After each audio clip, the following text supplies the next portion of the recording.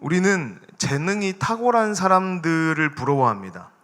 운동하기에 좋은 체구를 가졌거나 계산이 빠르다거나 상황 대처 능력이 뛰어난 사람들이 세상을 살아가는데 유익함이 있기 때문에 우리는 마치 마법봉을 써서 우리의 삶을 조금이라도 편하게, 안락하게, 또 남들보다 조금 더 빨리 나아갈 수 있다고 한다면 그렇게 되고 싶어 합니다.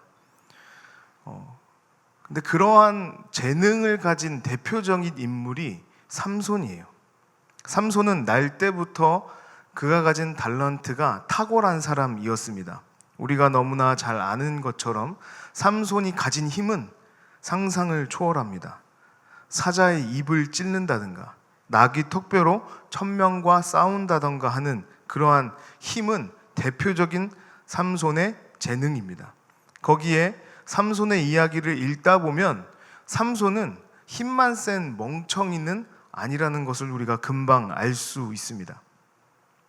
수수께끼를 내고 블레셋 사람들에게 자기가 유리한 문제를 내고 맞추게 한다든지, 힘의 원천을 궁금해하는 들릴라에게 그럴싸한 거짓말로 3번이나 둘러댄다는 어떤 이런 일들을 봐서는 지적인 유희를 즐길 수 있는 충분한 지성인의 수준에 있다고 우리는 생각해 볼 수 있습니다. 삼손이 가진 달란트는 그 당시의 사회를 생각해 보았을 때 사회적으로도 명망 있는 사람으로 살기에 굉장히 충분한 조건이었습니다. 고대 사회에서는 남자가 물리적으로 강력한 힘을 가지고 자신과 가족을 지키는 데 사용한다면 굉장히 유력한 사람이 될 수 있었습니다. 오늘날로 따지면 돈이라는 매개체가 우리를 지키는 돈이 되는 것과 같습니다. 당시에는 힘이 그러한 역할을 했다는 것입니다. 삼손은 그야말로 더할 나위 없는 복받은 사람입니다. 우리말로 하자면 금수저입니다. 무엇이 더 부럽겠습니까? 그런데 삼손의 인생은 우리가 부러워하는 것처럼 아름답지 않습니다. 아내를 빼앗기기도 하고 사랑하는 여자에게 속아서 포로로 잡아 죽게 됩니다. 더 중요한 것은 삼손은 하나님이 기뻐하실 만한 삶을 살지 못했다는 것입니다. 충분한 능력이 있고 자격이 되는데 하나님이 주신 능력으로 감당했어야 할 일들을 감당하지 못했습니다. 저도 삼손의 힘을 부러워합니다. 남들보다 더 좋은 여행지, 더 맛있는 음식, 더 아름다운 옷 입는 것들이 오늘날의 힘입니다. 남들이 부러워할 만한 능력으로, 힘으로 남들이 부러워할 만한 것을 누리며 살아가는 그런 욕심이 제 안에도 있습니다. 삼손이 하나님으로부터 남들이 부러워할 만한 힘을 선물로 받았습니다. 그것을 바라보는 수많은 이스라엘 백성들은 그 힘이 부러웠을 겁니다. 남들은 블레셋이 위협적이라고 벌벌 떨 때도 홀홀 단신으로 적진에 들어가는 삼손의 기계와 담대함을 보고 그것을 닮고 싶었고 그렇게 주저함없이 살아가고 싶었을 겁니다. 어떠한 적군이 쳐들어와도 가족을 지킬 수 있는 강력한 힘을 가지는 것이 꿈이었을 겁니다. 블레셋을 두려워하는 게 아니라 오히려 블레셋이 두려워하는 존재가 된 삼손은 힘없고 약한 이스라엘 백성들에게는 꿈이었습니다. 문제는 그 꿈이 반쪽짜리였다는 것입니다. 가진 재능이 꿈을 실현시켜주지 못했습니다. 삼손은 그가 가진 재능을 두려워하는 적에게 잡혀서 두 눈이 뽑히고 죽임을 당합니다. 선물인 줄 알았던 초월적인 힘은 그를 죽게 만드는 저주가 되었습니다. 우리가 여기서 분명히 해야 할 것이 있습니다. 그렇게 가지고 싶어하는 우리가 바라는 것들은 그 자체로는 득이 될 수도 독이 될 수도 있다고 하는 것입니다. 돈을 예로 들어보겠습니다. 돈 자체는 선하지도 악하지도 않습니다. 그러나 돈은 하나님과 겸하여 섬길 수 없다고 대비될 정도로 강력한 힘을 가졌다고 성경은 이야기합니다. 하나님의 자리에 대신하여서 그 자리를 꿰차고 사람을 뒤흔들 수 있는 독이 될 수도 있습니다.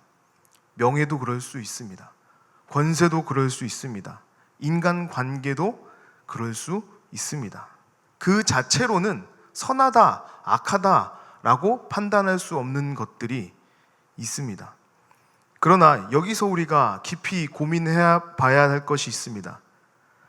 하나님이 주신 것, 하나님이 주신 달란트들이 득이 되게 하든지 독이 되게 하는 그 중심에 있는 기준인 무엇인가라고 하는 것입니다.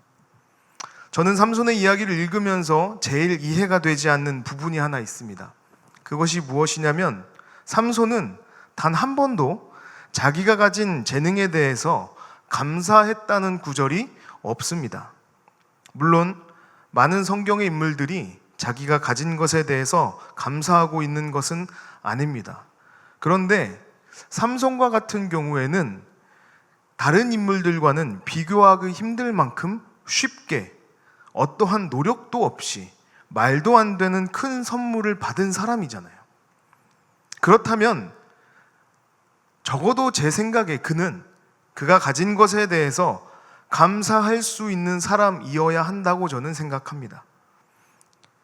감사라는 것은요, 그 대상으로부터 내가 감사할 만한 일이 파생되었다는 것을 인정하는 겁니다. 예를 들자면 내가 선물을 받을 때 감사를 표시합니다. 왜냐하면 이 선물이 그 대상으로부터 왔다는 것을 알고 그것을 표현하는 행위이기 때문에 그렇습니다. 내가 도움을 받아도 감사를 표시합니다. 도움이라는 행위가 상대방으로부터 왔음을 기억하고 표현해야 하기 때문입니다. 저는 개인적으로 명절이나 기념일이 되었을 때 집안 어른들을 찾아뵙고 인사하는 것을 잘 하지 못합니다. 제가 거쳐왔던 교회 목사님들 저를 걷어주시고 함께 사역할 수 있도록 불러주셨던 목사님들을 찾아뵙는 일을 잘 하지 못합니다. 그런데도 적어도 1년에 한두 번 이상은 찾아뵈려고 노력하고 있습니다. 이유가 있는데 제가 문득 한 목사님을 찾아뵌 일이 있습니다. 제가 받았던 도움과 감사한 마음을 표현하기 위해서 찾아뵙고 보고 싶었다고, 감사했다고 인사를 드린 일이 있습니다. 그런데 그 목사님께서 굉장히 밝은 얼굴로 제가 사역할 때는 한 번도 보지 못했던 미소를 지어 주시면서 최근 힘들고 외로웠던 일들이 많았고 자신의 사역의 방향성에 대해서, 열매에 대해서 의문을 던지고 있던 찰나에 함께 했던 내가 와줘서 굉장히 큰 위로가 되었다라고 말씀을 하셨습니다. 그 말을 들은 후에 저는 내가 여기까지 올 수 있었던 이유와 내가 이 자리에 서 있는 것은 나의 힘이나 나의 능력이 아니라 나와 함께 해주신 분이 있었고 가르침을 주신 분이 있었고 도움이 있었기 때문에 가능했구나 하는 사실을 깨달으면서 그것을 상대방에게 표현하는 것은 그 사람의 생명을 살리는 일이라는 것을 알게 되었습니다. 그래서 저는 그때부터 적어도 한 번 이상은 매년 제가 거쳐왔던 목사님들을 찾아뵙고 인사하려고 노력합니다. 감사를 한다는 것은 나의 뿌리를 기억하는 일이고 겸손하게 만드는 일인 겁니다. 우리가 어디로 가야 할지에 대한 방향성을 정해주는 일입니다. 감사는 표현해야 합니다. 성경에 보면 예수님의 예를 들어볼 수 있습니다. 예수님이 제자들과 마지막 만찬을 하실 때 떡을 떼어 나누어 주신 후에 잔을 들어서 감사기도 하셨습니다. 오병이어 때도 마찬가지입니다. 한 아이가 가져온 보리떡 5개와 물고기 2마리를 가지고 성경의 표현대로 하면 축사하셨다고 나옵니다. 이것은 우리가 축복이라고 생각할 수 있는데 원어는 유카리스테오라는 단어입니다. 감사하다, 감사를 표현한다는 능동적인 단어입니다. 예수님이 능력이 부족해서 하나님께 감사를 드리시겠습니까? 감사는 우리의 복이 어디로부터 왔는지를 확인하는 작업입니다. 이것이 나로부터 근거한 것이 아니라 나의 주인으로부터 왔음을 고백하는 것입니다. 만약에 우리가 우리의 삶에 감사해야 할 일이 있다면 그것은 반드시 표현해야 합니다.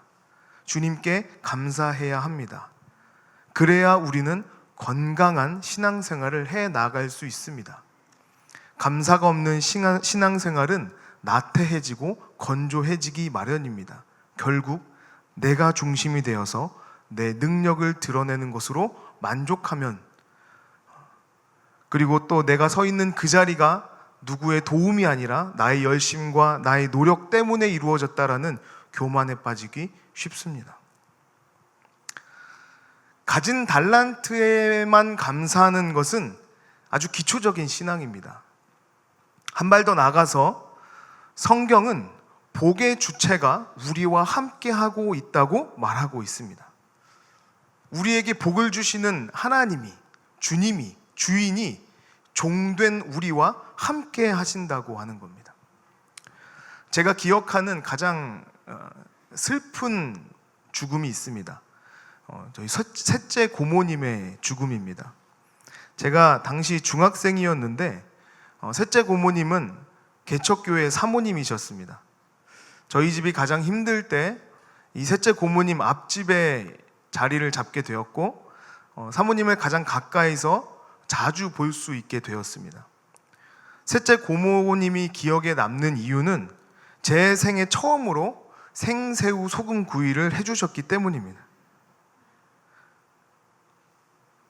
무화과라는 과일을 처음으로 먹게 해주셨던 분이시고 태백산맥이라는 고깃집에서 최고급 한우를 먹게 해주셨던 분이기 때문에 그렇습니다. 그런데 셋째 고모님이 암에 걸리시게 됩니다. 수술로 회복을 하셨다가 결국에는 전이가 되셔서 돌아가셨습니다. 제가 그 소식을 들을 때, 사모님의 죽음에 대한 이야기를 들을 때가 중등부 수련회를 다녀온 날 수요 예배 시간 기도회였습니다. 세상 처음으로 누군가의 빈자리가 그렇게 아플 수 있구나 하는 경험을 하게 된 날입니다. 제가 그때 하나님께 울면서 기도했던 게 아직도 기억나는데, 하나님께 왜 셋째 고모여야 했는지, 개척교회 사모로 그렇게 고생을 하시고 가슴앓이를 시키셨다면 조금 안정적인 교회가 되었을 때 편하게 삶을 살 수 있도록 도와주셔도 되는 거 아닙니까? 라는 기도를 중학생이 하나님께 원망 섞인 마음으로 했었습니다. 몇 년 동안 집 앞에 세워진 이 사모님이 모시던 소나타 3를 볼 때마다 빈자리가 주는 아픔이 남아 있었습니다. 더 이상 생새우를 먹을 수 없어서가 아니라, 처음 보는 열대과일을 볼 수 없어서가 아니라, 맛있는 한우를 사줄 수 있는 분이 없어서가 아니라, 나를 아껴주고 사랑해주는 존재가 이제 더 이상 곁에 없다는 쓸쓸함 때문이었습니다. 우리는 가장 소중한 것이 곁에 있을 때는 잘 알지 못합니다. 그리고 그것을 잃어버릴 때 그제서야 그것이 얼마나 소중했는지를 깨닫게 됩니다. 이스라엘 백성들에게 삼손이 왜 사사로 세워졌는지 아십니까? 이스라엘 백성들은 하나님 보시기에 악했고, 하나님은 블레셋을 심판의 도구로 삼으셔서 이스라엘을 치셨습니다. 의뢰의 사사기에 등장하는 것처럼 고통당한 이스라엘은 울부짖고 하나님의 회복을 기다립니다. 하나님께서 그 심판의 회복자로서 삼손을 세우셨습니다. 삼손이 사사로 등장하여서 블레셋으로부터 이스라엘을 보호하고 회복시키는 역할을 맡게 된 것입니다. 삼손은 이스라엘 고통과 부르짖음에 대한 하나님의 응답입니다.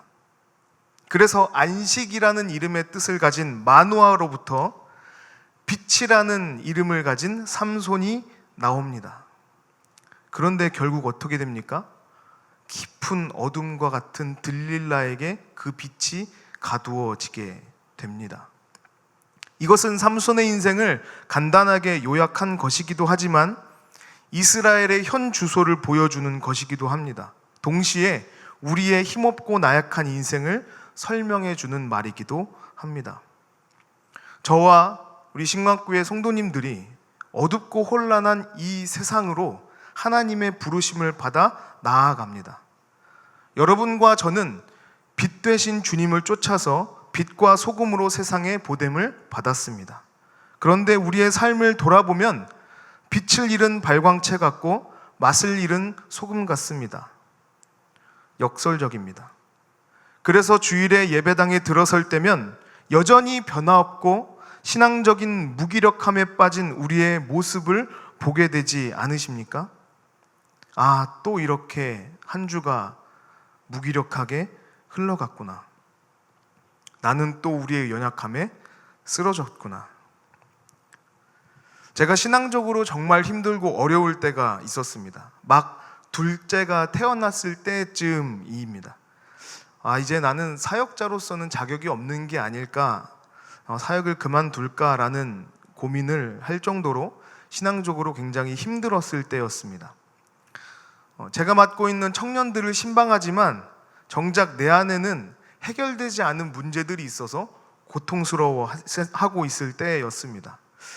제가 할 수 있는 것이 없어서 그때 성경책을 열심히 읽었던 기억이 납니다.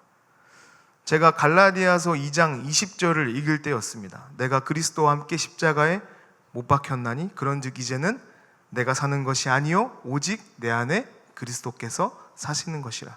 이제 내가 육체 가운데 사는 것은 나를 사랑하사 나를 위하여 자기 자신을 버리신 하나님의 아들을 믿는 믿음 안에서 사는 것이라. 제가 이 말씀을 읽고 얼마나 많이 울었는지 모르겠습니다. 저는 제 힘으로 사는 것이 너무나 힘들고 버거워서 사역을 감당하는 것이, 그 사명을 쫓아 살아가는 것이 너무나 힘들다고 생각했는데 하나님께서는 네가 사는 것이 아니라 내가 살고 있다라고 말씀해 주셨기 때문에 그렇습니다. 이미 나를 위하여 자기 자신을 버리신 그리스도를 믿는 믿음 안에 살아가고 있다고 저를 위로해 주셨습니다. 그때 얼마나 큰 위로가 되었는지, 얼마나 큰 힘을 얻었는지 다시 사역을 열심히 할 수 있는 힘이 생겼습니다. 제가 제 힘으로 사는 것이 아니라는 사실을 깨달았기 때문에 그렇습니다. 하나님은 우리와 동행하여 주십니다. 이것은 단순히 옆에서 우리를 응원하고 박수 쳐주시는 것이 아니라 우리에게 복을 주시는 그 복 그 자체신 분이 내 안에 나와 함께 동행하시고 나로 살아갈 수 있도록 하신다는 말입니다. 심지어 나로 살아가십니다. 그러니 이젠 우린 사실 복을 빌 필요가 없습니다. 왜냐하면 이미 그 복이 내 안에 있기 때문에 그렇습니다. 삼손의 인생의 마지막을 보면 우리는 감사할 것이 하나 더 있습니다. 그것은 무엇이냐면 하나님께서 실수 많고 어쩌면 욕심꾸러기 같은 그 삼손을 끝까지 기억하고 계시기 때문에 그렇습니다. 우리가 읽진 않았지만 16장 22절에 보면 이런 표현이 있습니다. 그의 머리털이 밀린 후에 다시 자라기 시작하니라. 그의 힘의 상징이었던 머리털이 밀린 후에 다 밀어버렸던 그의 머리가 다시 자라고 있다는 것을 이 사사기 기자가 적고 있습니다. 당연히 머리카락은 밀리면 다시 납니다. 그런데 삼손은 조금 다릅니다. 이 머리털이 다시 자랄 때 두 가지의 고민을 할 수 있습니다. 하나님께서 힘을 다시 허락하실 것인가? 왜냐하면 이것은 하나님과 약속이 걸린 문제이기 때문에 그렇습니다. 그래서 삼손은 이렇게 기도합니다. 하나님, 나를 기억하옵소서. 나를 생각하옵소서. 예수님이 십자가에 달려 돌아가실 때 옆에 강도가 했던 말과 같습니다. 삼손은 단순히 나를 기억해달라는 의미에서 이 말을 하지 않았을 것입니다.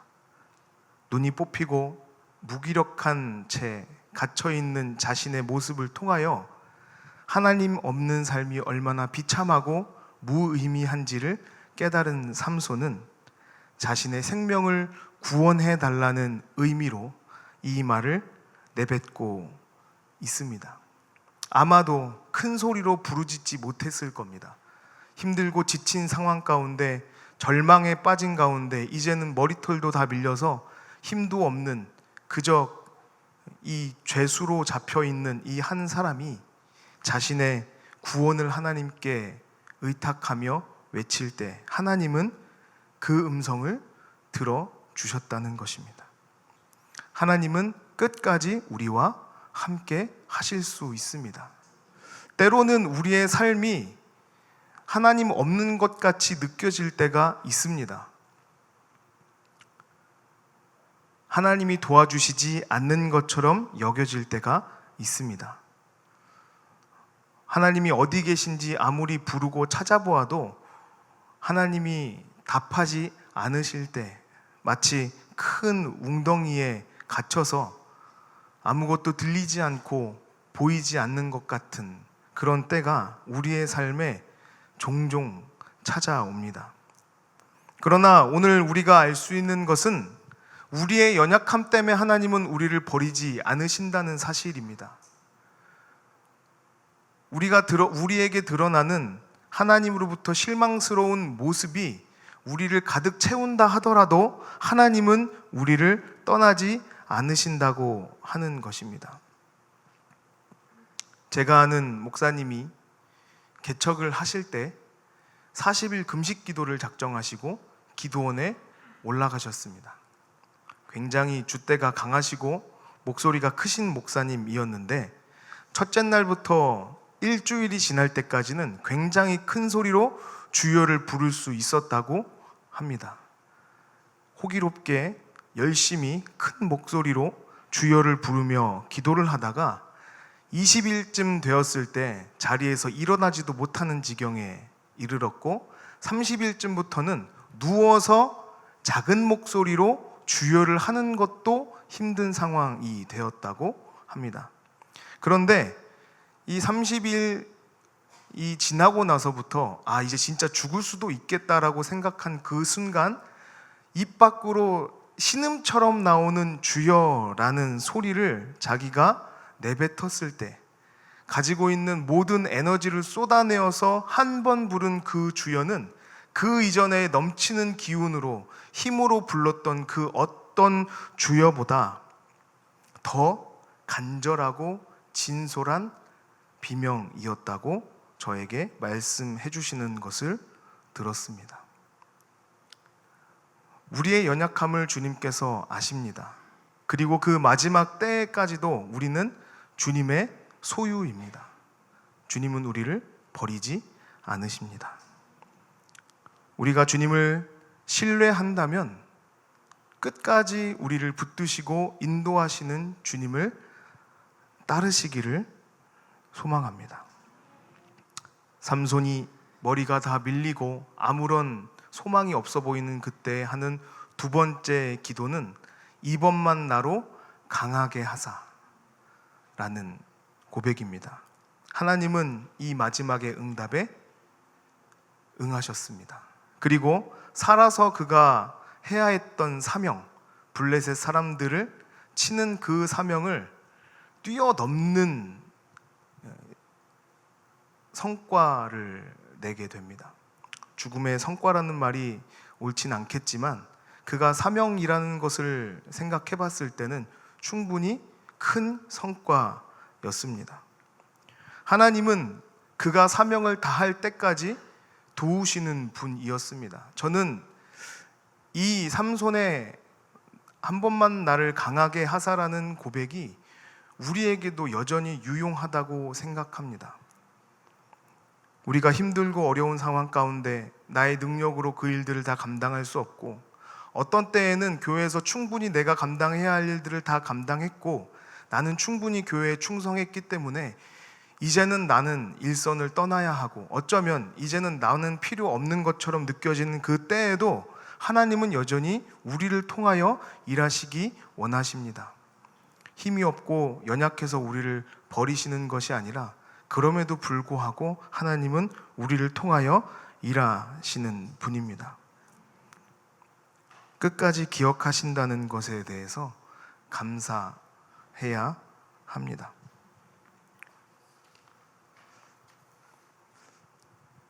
저는 감사가 예방주사라고 생각합니다. 백신이 우리의 면역 체계를 강화시키는 것처럼 감사는 우리의 삶의 고난으로부터 찾아오는 우울감과 문제들을 극복할 수 있게 돕는 힘입니다.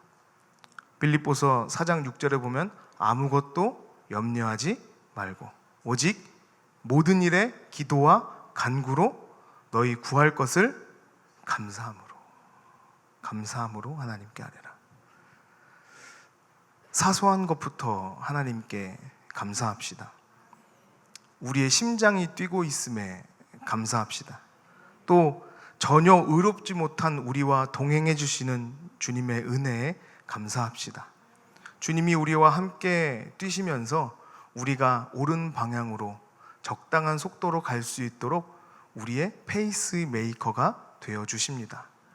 혼자 뛰면 아주 멀리 아주 빠르게 뛸 수 있을 것 같지만, 사실 누구보다도 우리를 잘 아시는 주님이 적당한 속도로 옳은 방향으로 인도해 주실 때 우리는 옳은 삶을 살아갈 수 있습니다. 포기하지 않으시는 하나님의 은혜에 감사합시다. 매일같이 넘어지지만 극복하실 것을 믿고 감사합시다. 오늘 이 밤에 주님을 굳건하게 붙드는 시간 되시기를 소망합니다. 기도하겠습니다.